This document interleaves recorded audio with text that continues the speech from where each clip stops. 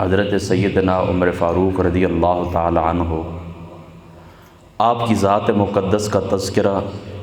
ہم کریں گے۔ پہلے ایک نشست کے اندر ہم نے آپ کا تذکرہ کیا ہے، کچھ حالات اور واقعات جو آپ کی ذات مقدس کے اوپر الزام تھا اس کا بیان ہوا ہے۔ آج کی نشست کے اندر چند ضروری باتیں، یہ بات یاد رکھیں کہ نبی پاک صلی اللہ تعالیٰ علیہ وآلہ وسلم کے ہجرت فرمانے سے تقریباً 40 برس قبل آپ دنیا کے اندر تشریف لائے اور 26 ذی الحج شریف کو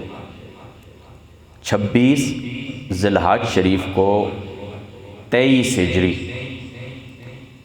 ہجری کا سال تھا، 26 ذی الحج شریف تاریخ تھی، اور بعض روایات کے اندر آتا ہے کہ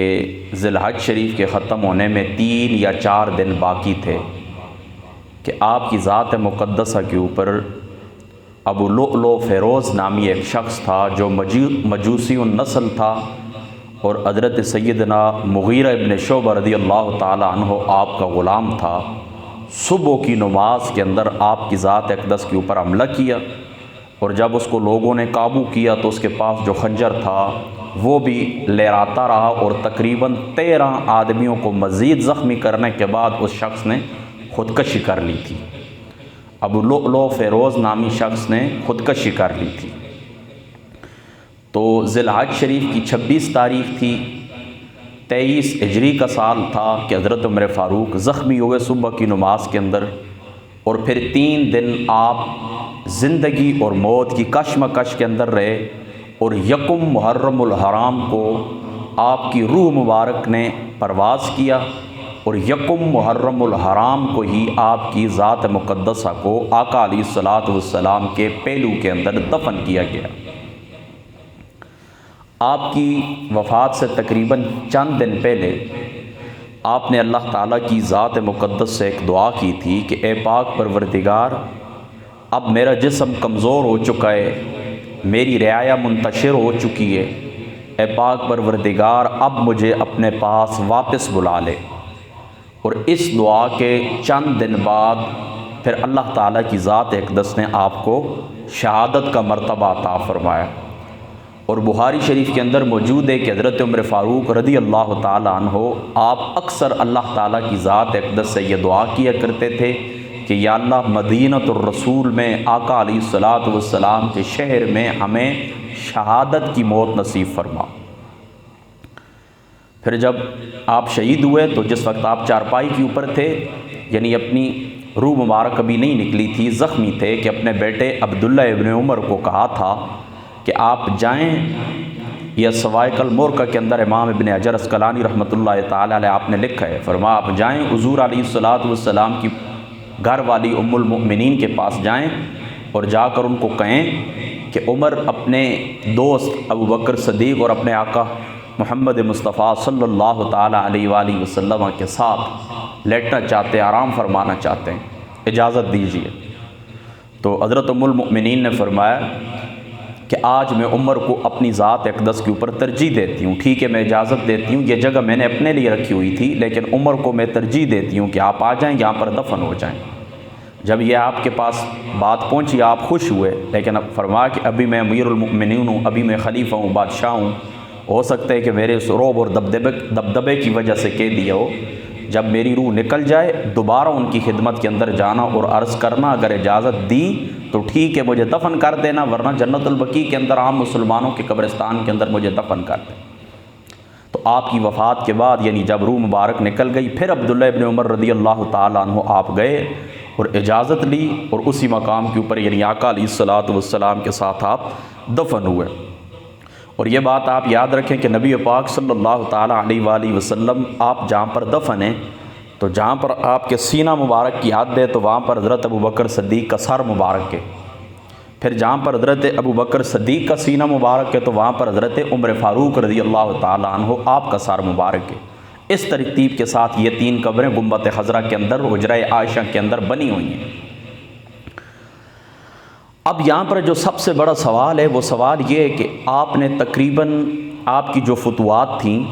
وہ تقریباً 22 لاکھ مربع میل تھیں، یعنی آپ کے جو مقبوضہ علاقے تھے جو آپ نے فتح کیے تھے، آذربائیجان، آرمینیا اور مکران، یہ بلوچستان تک کا علاقہ تھا، یہ آپ نے جو فتح کیا تھا یہ کتنا بنتا ہے؟ 22 لاکھ مربع میل۔ سب سے بڑی طاقت اس وقت یاد رکھیں اسلام کے مخالف طاقتیں تھیں دو، ایک ایران اور دوسرا روم، رومی سلطنت اور پرشیا ایرانی سلطنت، سب سے بڑی یہ دو طاقتیں تھیں۔ تو ان کو آپ نے کیا کی؟ دھول چٹائی ان دو طاقتوں کو، زیر کر دیا، زیر اور زبر کر دیا، تیس نیس کر دیا، ان کو فتح کیا۔ اب سوال یہ ہے کہ کس طرح فتح کیا؟ یہ عرب کے ناتجربہ کار لوگ تھے، نئے لوگ تھے،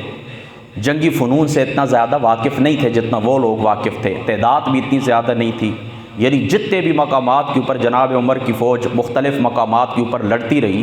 ان سب کو اکٹھا کیا جائے تو ان کی تعداد 1 لاکھ بھی نہیں بنتی۔ لیکن اس کے باوجود بھی کیا ہے کہ آپ نے فتح کر لیا، اس کی وجہ کیا تھی؟ یورپین مورخین نے آپ نے لکھا، یورپین مورخین لکھتے ہیں کہ اس وقت ایران کے اندر کشمکش تھی۔ یہ جس نے آقا علیہ الصلوۃ والسلام کا نامی آپ کا خط مبارک پھاڑا تھا، خسرو پرویز، اس کے قتل ہونے کے بعد یک کے بعد دیگر مختلف بادشاہ آتے رہے، نا اتفاقی کی فضا تھی، طوائف الملوکی کا زمانہ تھا، نئے نئے فرقے پیدا ہو گئے تھے، تو یہ کمزوریاں تھیں، تو ان کمزوریوں سے مسلمانوں نے فائدہ اٹھایا اور فتح کر لیا۔ یہی حالت روم کی تھی، وہاں پر عیسائی آپس میں لڑتے تھے، مختلف مسالک وجود کے اندر آ گئے تھے، اس بات میں کوئی شک نہیں کہ ایسا ہی تھا۔ لیکن یاد رکھنا کہ ریاست کے جو اجزائے ترکیبی ہوتے ہیں، ایک ہوتا ہے ٹیکس کا نظام اور دوسرا ہوتا ہے فوج کا نظام۔ ٹیکس کا نظام اور فوج کا نظام اگر درست بھی ہو، اگر درست ہو تو بے شک بادشاہ بدلتے رہے، معاملات خراب ہوتے رہے، فرقہ واریت پیدا ہوتی رہے، تو دوسری طاقتیں حملہ نہیں کر سکتی۔ یہ بات آپ کے ذہن کے اندر رہے، یعنی فوج بھی مضبوط ہے، ٹیکس کا نظام بھی درست ہے، تو کسی بھی طریقے سے پھر کمزوری واقع نہیں ہوتی، اگرچہ مذوقی فرقے وغیرہ وغیرہ یہ پیدا ہو گئے تھے، لیکن ٹیکس کا نظام بھی مضبوط تھا، فوج بھی مضبوط تھی۔ لہٰذا یورپین مورخین کی یہ بات کسی حد تک درست ہے کہ یہ سبب تھا کہ مسلمانوں نے ان دو طاقتوں کو فتح کر لیا، لیکن اصلی سبب یہ نہیں ہے۔ اصلی سبب تھا عشق مصطفیٰ، جذبہ مصطفیٰ، حضور علیہ الصلوۃ والسلام کی ذات اقدس کے ساتھ والہانہ عشق، اسلام کے ساتھ محبت، دین کے ساتھ محبت، یہ جذبہ تھا کہ جس جذبے نے ایران کو اور روم کو زیر کر دیا، ٹکڑے ٹکڑے کر دیا، ان کے اوپر قابض ہو گئے، فتح کر لیا۔ یہ جو ظاہری اسباب تھے اس میں کوئی شک شبے کی گنجائش نہیں ہے، لیکن یہ بات یاد رکھیں یہ نہ اتنے تجربے کار تھے اور نہ اتنا ان کے پاس فنون حرب تھا، یعنی نہ اتنا زیادہ ان کے پاس اسلحہ تھا، ان کے مقابلے میں اسلحے سے بھی وہ طاقتیں یعنی روم اور ایران کیا تھے؟ لیس تھے، تو اتنی زیادہ ان کے پاس طاقتیں نہیں تھیں۔ یہ بات یاد رکھیں، وہ طاقتور تھے ہر لحاظ سے، تو جس چیز نے ان کو زیر کیا وہ تھا مسلمانوں کو جذبہ عشق مصطفیٰ، دین کے ساتھ محبت۔ اور آج بھی حضور علیہ الصلوۃ والسلام کی ذات اقدس کے ساتھ تعلق قائم ہو جائے ہمارا، ہم مضبوط ہو جائیں، اس تعلق کے اندر دنیا کی کوئی طاقت بھی ہمارے سامنے کھڑی نہیں ہو سکتی۔ لیکن مسئلہ یہ ہے کہ ہمارے دلوں کے اندر محبت دنیا کی، ہم موت سے نفرت کرتے ہیں، دین اسلام کو ہم فالو نہیں کرتے، حضور علیہ الصلوۃ والسلام کی ذات اقدس کے ساتھ ہمارا تعلق کمزور ہے۔ تو حضرت عمر فاروق رضی اللہ تعالیٰ عنہ آپ کی فوج نے 9 آموز تھی اس میدان کے اندر، اس طرح تجربہ بھی نہیں تھا، اس طرح اوزار بھی پاس نہیں تھے، اتنی تعداد بھی نہیں تھی،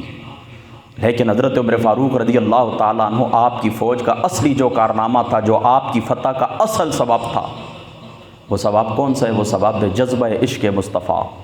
دین مصطفیٰ کے ساتھ والہانہ عشق، دین مصطفیٰ کی کامل تابعداری، کامل اتباع مصطفیٰ۔ تو یاد رکھیں دنیا کے اندر کبھی بھی مسلمان جس وقت